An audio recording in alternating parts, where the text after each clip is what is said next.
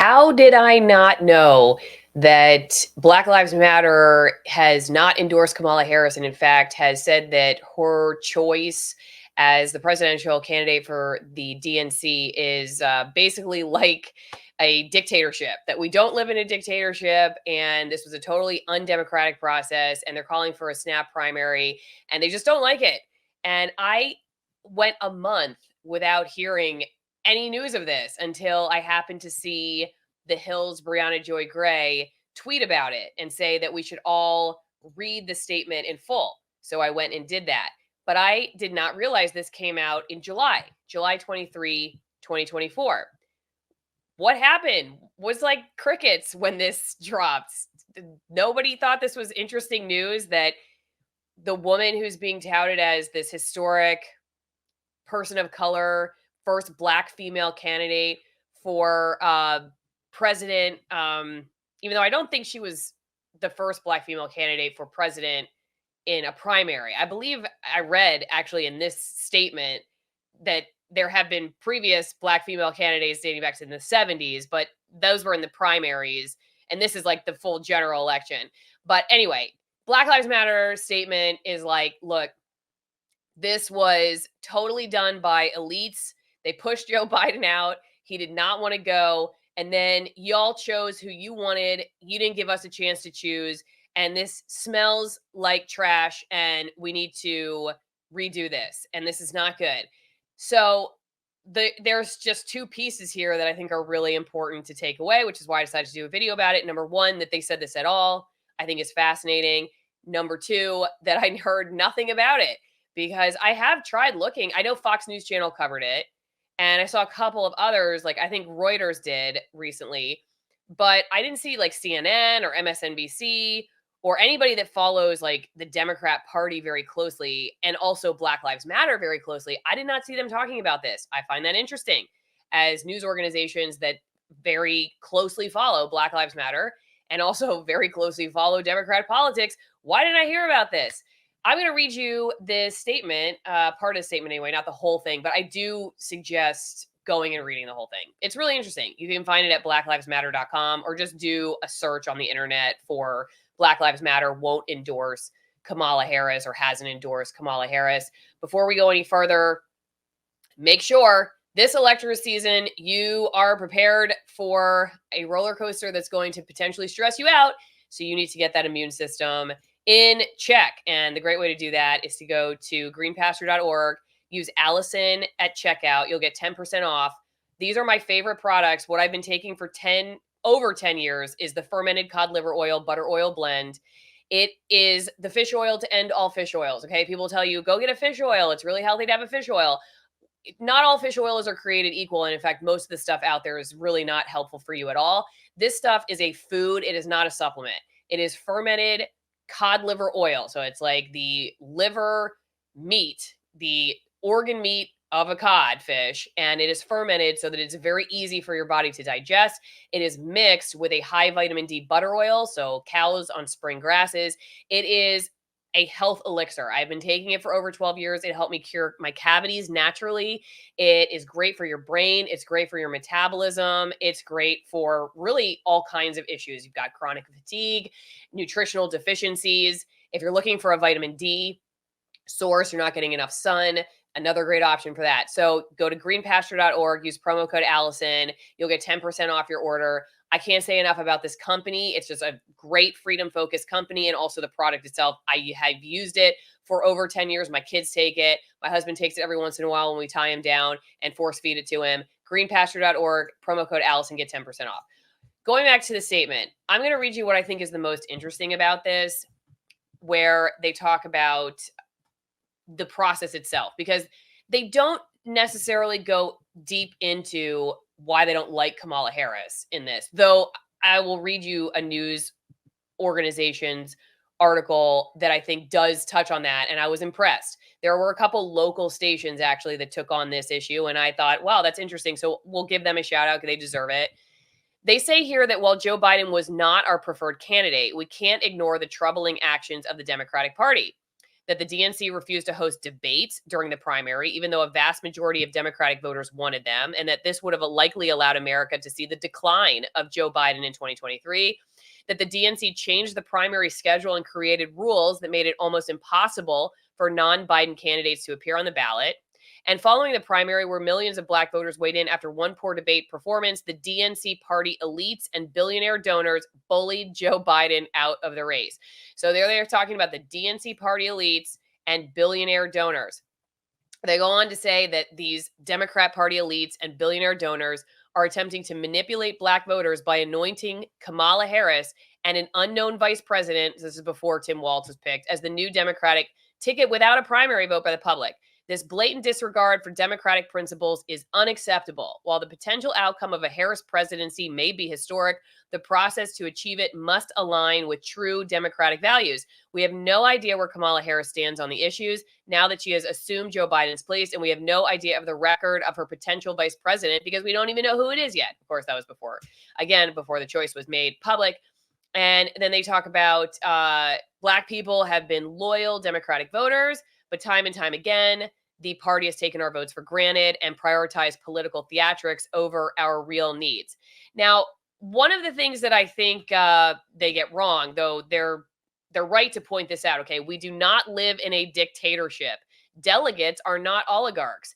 Any attempt to evade or override the will of voters in our primary system, no matter how historic the candidate, must be condemned. We demand an informal virtual snap primary now that the incumbent president is no longer in the running.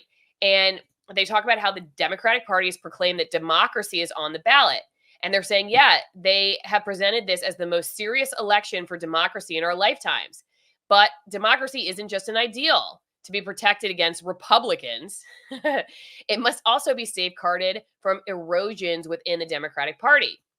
And it says the Democratic Party, which has been the loudest in defending democracy, is now poised to commit some of the most undemocratic maneuvering to avoid listening to the will of the voters. Of course, this is where I totally diverge from them. I mean, a lot of the stuff I actually agree with, but the fact that they would think or say that the Democratic Party is the loudest voice for democracy, I really don't understand where they've been over the last few years. Clearly, that is not the case. If you look at COVID and censorship, just take one issue that like I personally have been affected by is the Democratic Party's desire that we not have speech online, not have the ability to hear and make informed choices. So I don't consider the Democratic Party to be the bastion of protecting democracy in the United States. Also, I will just put in a caveat. I get this all the time. We are not a democracy. We are a democratic republic. So it is different. I want to show really fast a quick clip from this video. This is WTTW, which is Chicago PBS, I believe. And I think it's worth giving them credit for touching this issue because a lot of actually considerable amount of media outlets did not. Look, if I'm just trying to think of like a group it came out that was like a very, you would seem to think is a very pro-Trump MAGA group, came out and was like, we're not endorsing Trump and we think he's a total authoritarian. Okay, and I'm not talking about Mitt Romney, okay, who like Mitt Romney and a bunch of other people's aides, like 200 aides. This happened the first time around, like a couple years ago, but they're George Bush's aides, Mitt Romney's aides, all these people's aides are now endorsing Kamala Harris.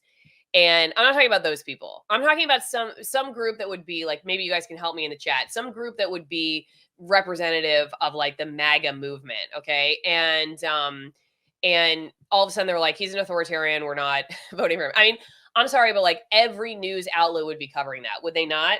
Would not every news outlet be covering that? But pretty sure they would. So I think it's interesting that not many did. All right. So let's just give this quick clip a listen and you'll hear what I'm talking about here. Okay. But Shavonna, you've also expressed concerns about the process by which she has been nominated. I can't be the only one. Every single American who's voted since they were 18 is used to a Democratic primary. We are used to Super Tuesday. We were robbed of that.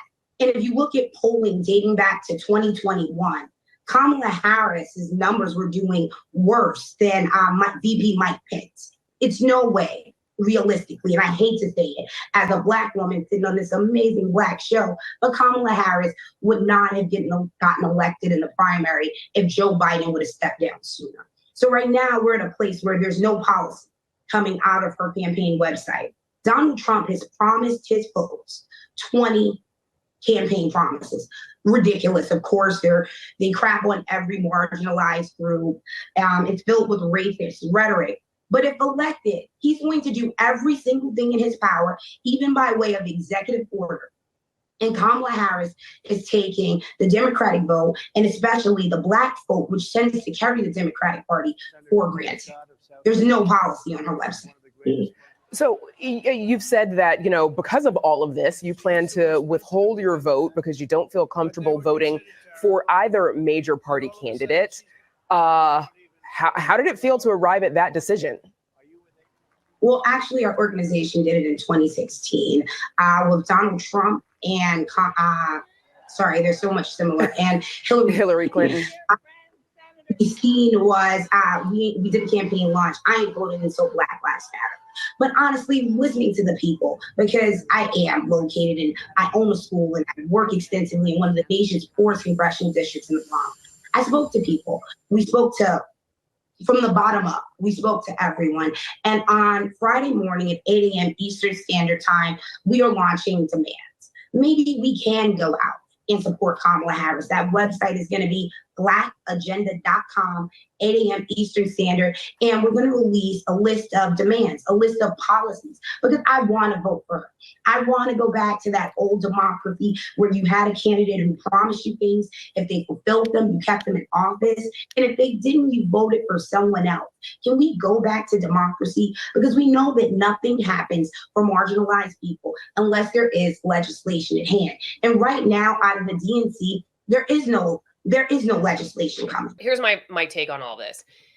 I think that the media has a real problem here because, and I probably should have said this earlier in my commentary, but the media has a real problem here because they have been so pro like BLM movement. I remember my friend who was still in the business told me, and actually I saw this, I saw them, give the green light, the managers in one particular ownership company I used to work for, give the green light to post on social media, Black Lives Matter. Now, okay, that may not seem like a big deal. Like, okay, you shouldn't murder. Like, like murder is wrong. Okay, yeah, Black Lives Matter. We can all agree with that. But there's obviously a political undertone to saying Black Lives Matter nowadays because Black Lives Matter, the organization.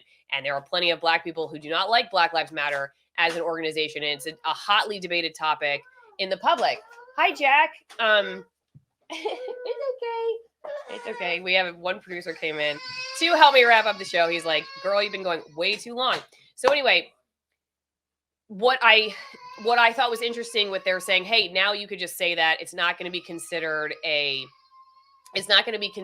like an editorial comment because, reporters are supposed to be limited to saying publicly things that are going to, make them look like they're biased one way or the other. But the newsrooms took a stance a few years ago and were like, okay, no, you can say this. You can say Black Lives Matter on social media. I don't think that was like a genuine, sincere move by the newsrooms. I think that was like under political pressure that they unleashed. I mean, think about all the things that you would consider a justice issue that newsrooms never allowed people to say. And then like all of a sudden they're like, yeah, you can post that. So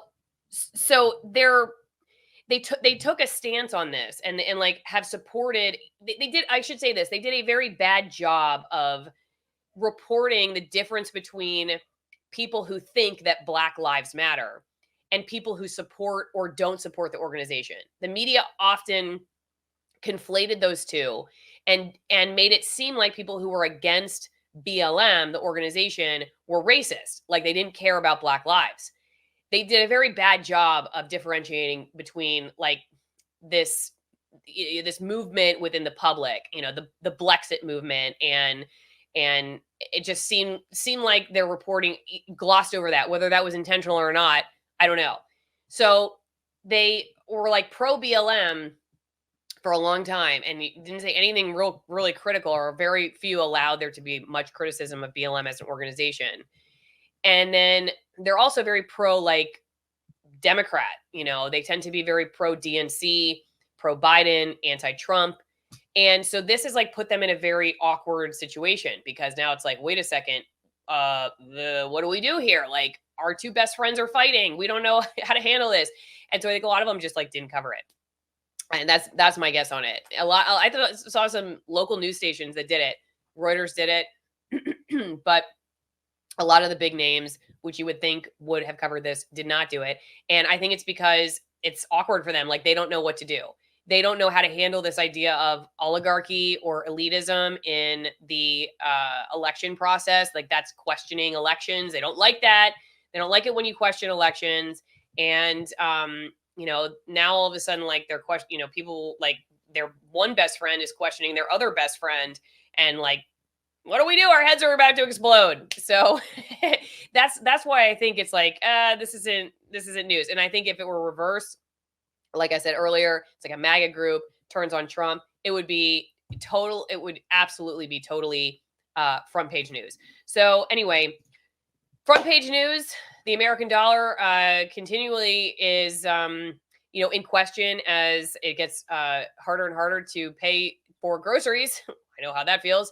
If you're somebody who has considered diversifying your savings, you're a little nervous about where we're headed with the U.S. economy, you can text Alison to 989898 and ask Birch Gold pretty much anything you've ever wanted to know about switching your IRA or 401k into precious metals. They've been in business over 2 decades. They have thousands and thousands of customers that they have helped. They have an A+ rating with the Better Business Bureau. There are very few companies out there that will be able to answer your questions about whether this is right for you than Birch Gold. So text Alison 989898. You'll get your free, no obligation info kit on what the process is like, whether this will work for you, what does it cost, when can you take out your savings, like all that good stuff. And it's a great way to support the show too. Have any questions about, again, an IRA or 401k that you've been wondering, what should I do with this, and diversifying into precious metals, go text them, support the show.